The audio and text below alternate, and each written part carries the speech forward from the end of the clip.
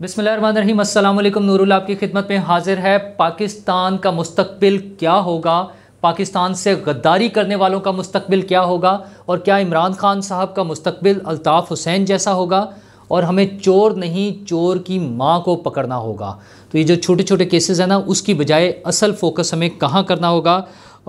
یہ ساری باتیں میں اس لیے کر رہا ہوں کہ جو آج شوکت ترین صاحب کی آڈیو لیک ہوئی ہے وہ آ گئی ہے، اس کی تفصیلات ہم آپ کے ساتھ شیئر کریں گے۔ ویسے تو آپ بہت سن چکے ہیں، لیکن اس کے مزید کیا اینگلز ہیں، وہ کیوں ایسا کر رہے ہیں، اور کیا یہ ان کا اپنا بیان ہے یا کیا یہ پارٹی پالیسی ہے، ان ساری چیزوں پہ ہم بات کریں گے۔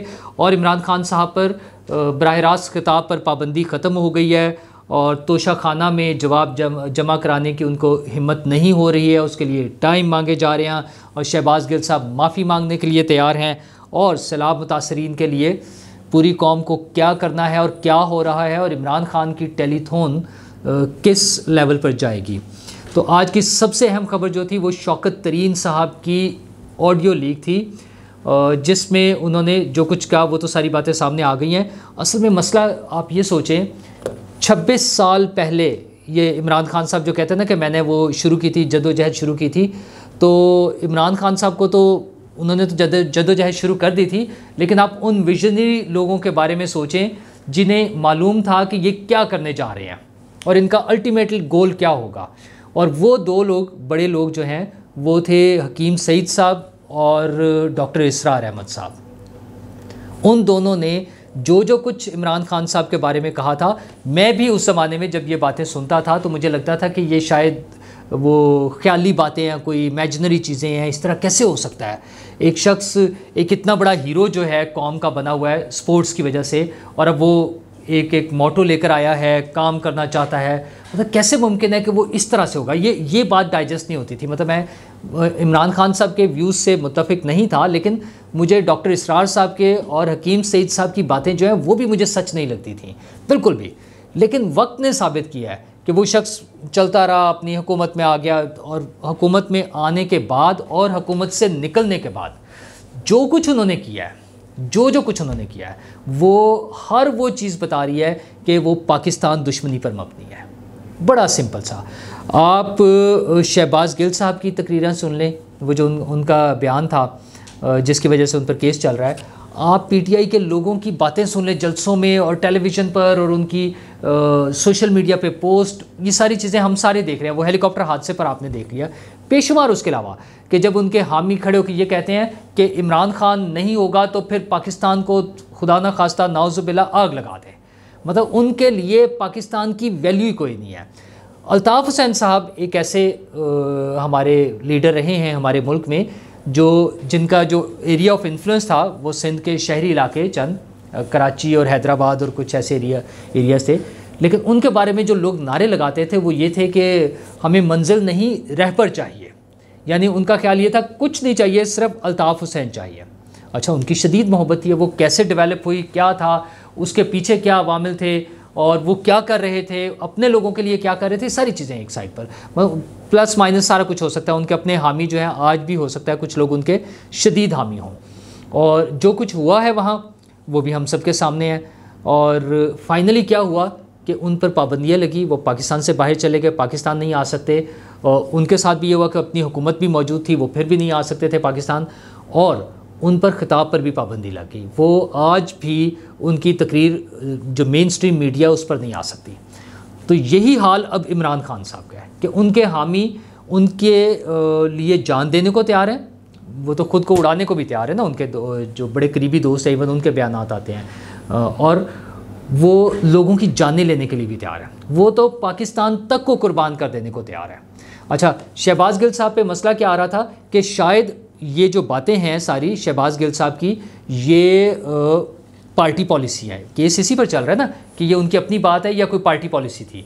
تو یہ اب جو تازہ ترین بات آ گئی ہے شوکت ترین صاحب والی، ویسے تو جب وہ خط سامنے آیا جھگڑا صاحب کا، اسی وقت سے اندازہ ہو رہا تھا کہ یہ پارٹی پالیسی ہے، ادروائز اس طرح سے کام نہیں ہونا تھا۔ اور اب تو بڑی وضاحت کے ساتھ آ گیا نا۔ شوکت ترین صاحب بظاہر ایک سیاستدان تو نہیں ہے، ٹیکنوکریٹ تھے، اور وہ کوئی بھی حکومت آ جائے انہیں تو ایک اچھا فائنانس مینیجر کے طور پہ کوئی اچھا عہدہ مل ہی جانا ہے۔ اچھا، لیکن ان کا اس قسم کا بیان صاف ظاہر کر رہا ہے کہ یہ پارٹی پالیسی. ان کے اپنے بیان میں یہ جو آڈیو لیک ہے اس میں موجود ہے. انہوں نے کہا کل ہم نے فیصلہ کیا تھا. مطلب وہ جو سارا کچھ کرنا چاہ رہے ہیں کہ یہ خط لکھیں اور اس طرح سے لکھیں اور پھر ہم پہلے تو وہ کہہ رہے ہیں کہ ہم IMF کے لوگوں کو بھیج دیں گے.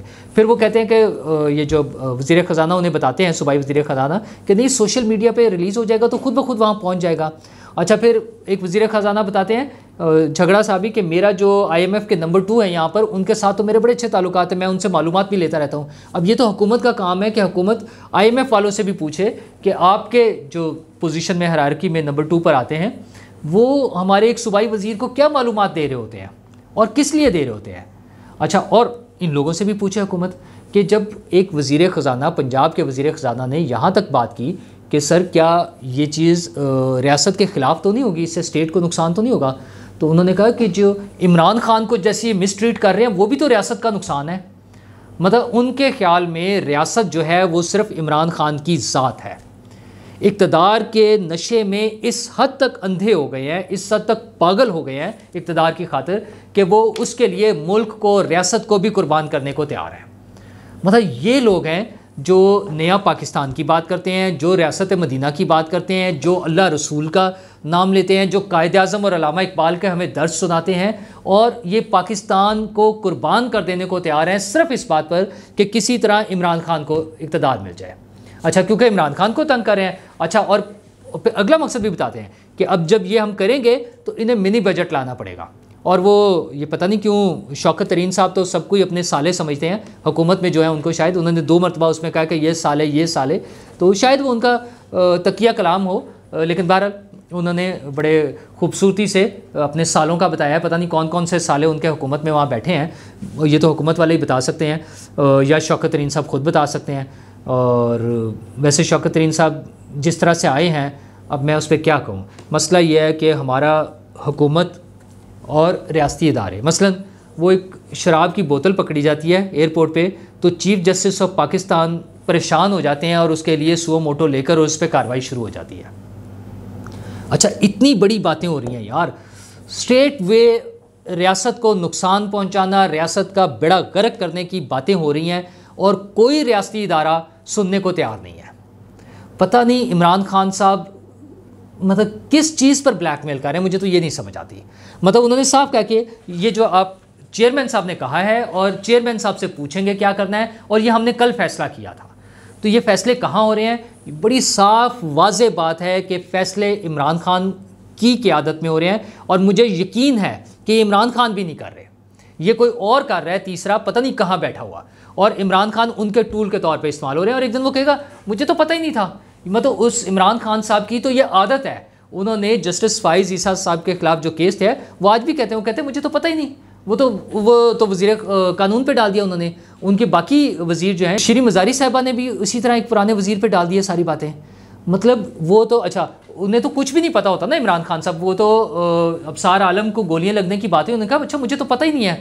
مطلب وہ وزیر اعظم تھے اس ملک کے اور وہ کہتے ہیں مجھے پتہ ہی نہیں ہے. اسی طرح یہ جو باتیں ہو رہی ہیں کہ غیر ملکی کوئی فرمز ہیں, کوئی ادارے ہیں جو اس کو ایجنڈا دیتے ہیں PTI کو کہ کس طرح سے چلنا ہے, کہاں جو ہے مذہبی ٹچ دینا ہے, کہاں وہ جو تڑکا لگانا ہے حب الوطنی کا, اور وہ تھا نا ارسلان بیٹا اس کو غداری سے جوڑ دو. تو یہ پتہ نہیں کتنے لوگ بیٹھ کر کہاں سے کیا کر رہے ہیں.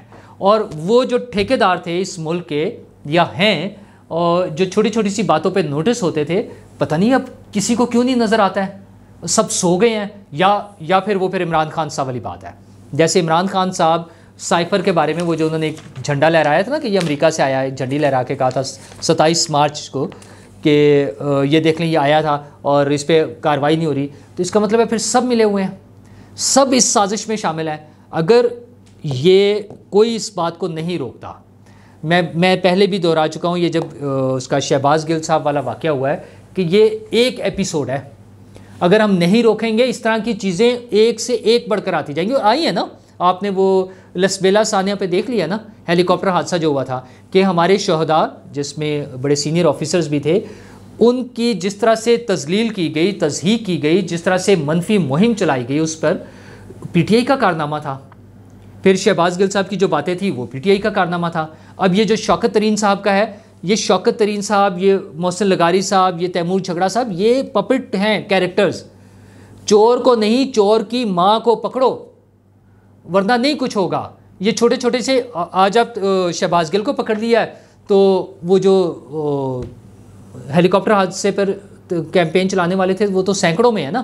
آپ کتنے لوگوں کو پکڑیں گے؟ شروع ہو گئی ہے، کارروائی چل رہی ہے، لیکن کتنے لوگوں کو پکڑیں گے؟ اچھا ان کو پکڑیں گے. یہ شوکت ترین صاحب آ گئے ہیں. مطلب بالکل ایک اچانک سین ہے نا. شوکت ترین کوئی وہ نہیں ہے، سیاستدان نہیں ہے کہ اس نے کوئی اس کی کانسٹیچوئنسی ہے کہ اس نے کل کوئی جا کے ووٹ مانگنے ہیں، عمران خان سے ٹکٹ لینا ہے، کچھ نہیں ہے.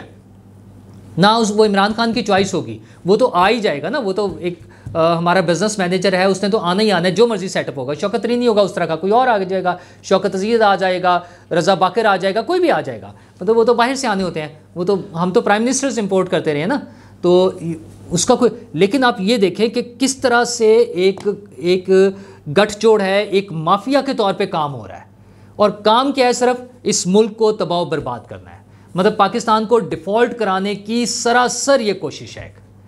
تو یہ جو ہے نا، یہ جو ہم نے زومبیز پیدا کرنی ہے، اگر ان کا کوئی بندوبست نہ ہوا تو خدا نہ خواستہ کوئی بڑے حادثات ہوں گے.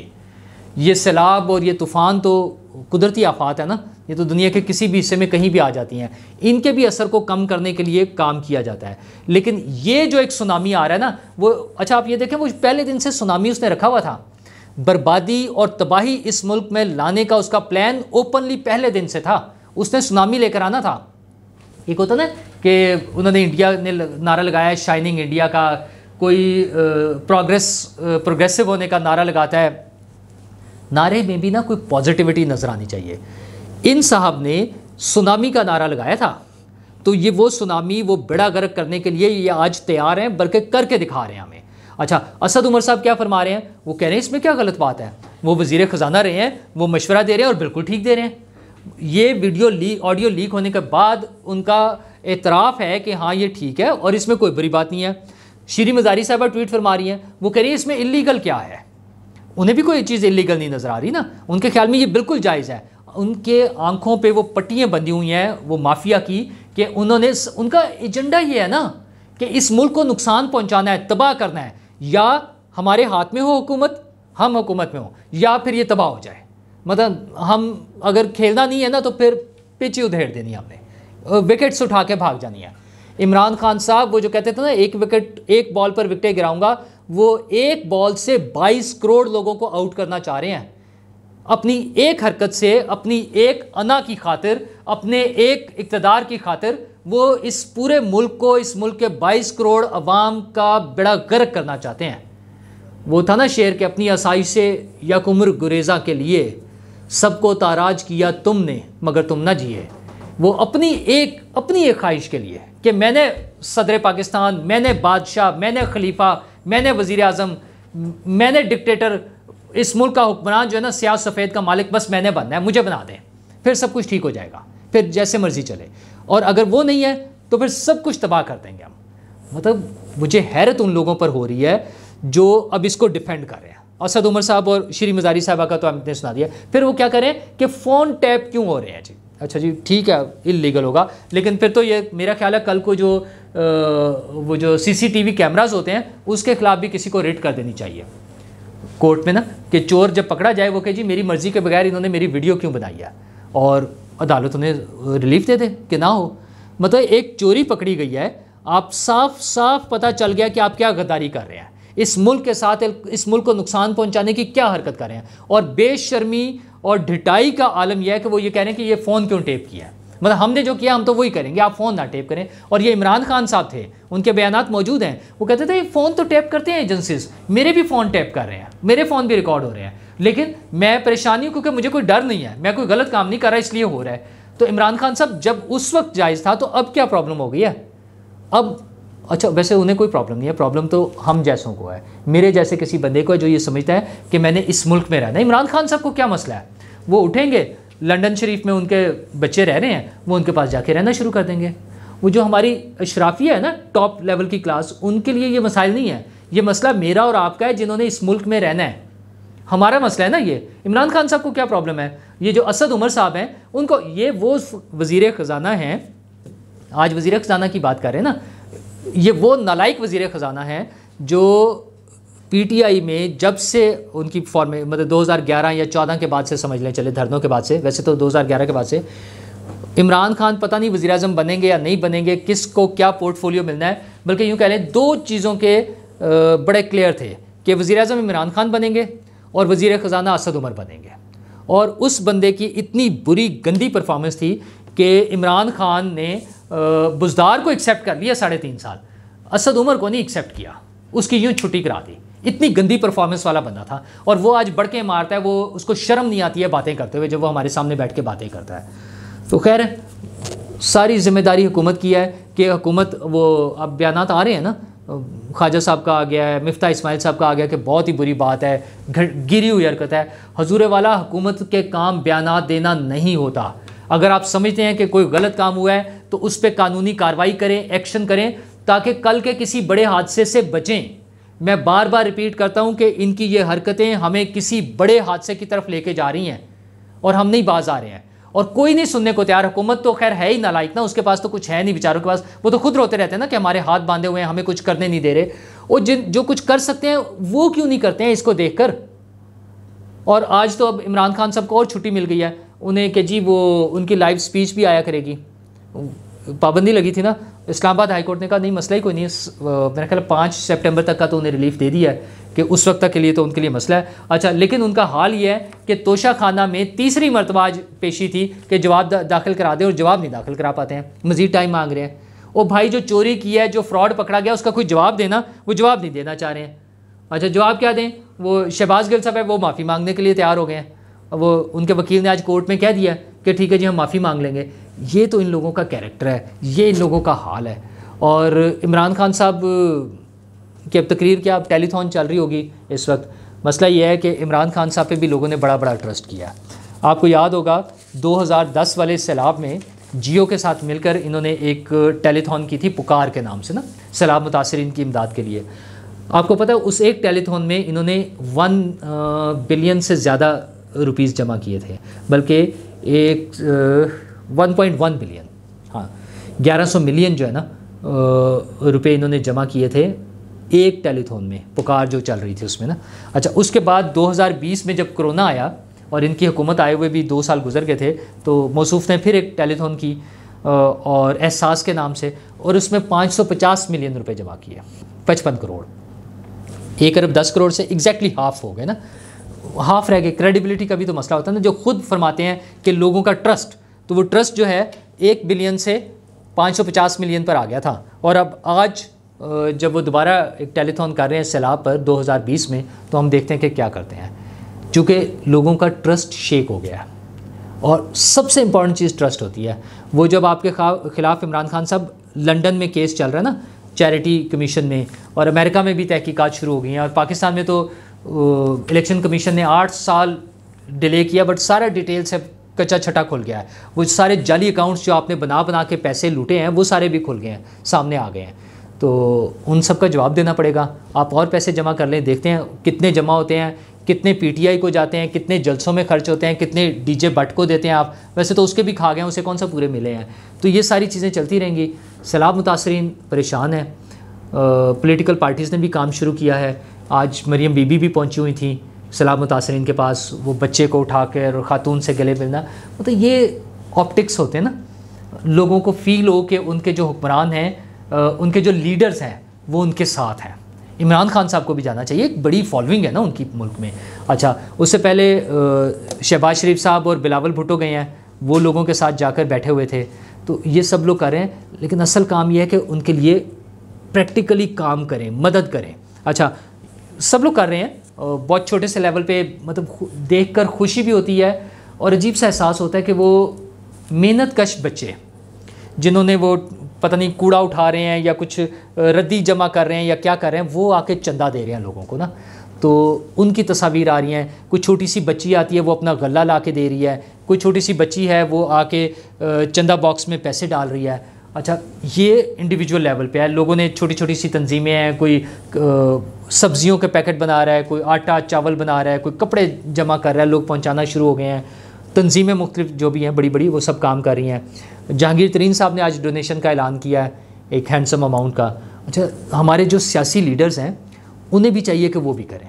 وہ جب کوئی کرکٹ ٹیم جیتتی ہے، جب اس کو یا کوئی کرکٹ پلیئر جیت کر آتا ہے کہیں سے کوئی میچ، یا ہاکی کے پلیئر، یا ان سب کی جب جس طرح سے حوصلہ افزائی کی جاتی ہے، کروڑوں روپے انہیں دیے جاتے ہیں، دینے چاہیے، بہت اچھی بات ہے، میں اس سے منع نہیں کر رہا، لیکن اسی طرح وہ کروڑوں روپے جو ہے اپنے پاس سے، وہ اب یہ موقع ہے کہ وہ خود سامنے آئیں، ان کی بڑی ڈونیشنز نظر آنی چاہیے۔ نواز شریف صاحب، آصف زرداری صاحب، شہباز شریف صاحب، بلاول بھٹو صاحب، مریم نواز صاحبہ، عمران خان صاحب، یہ جو بڑے بڑے لیڈرز ہیں نا ہمارے، ان کی پرسنل ڈونیشنز نظر آنی چاہیے، لوگوں کو موٹیویشن ملے کہ ہمارے لیڈرز یہ جو ہے اس طرح سے ڈونیٹ کر رہے ہیں، تو پھر جو کچھ کر سکتا ہے، جو یہ بڑا لیڈر اگر 1 ارب کر رہا ہے اور ایک کارکن جو ہے وہ 100 روپے بھی کر سکتا ہے، تو یہ بھی بڑی بات ہے، لوگوں کو حوصلہ ملے گا اور جو ضرورت مند ہیں ان تک امداد پہنچے۔ شکریہ۔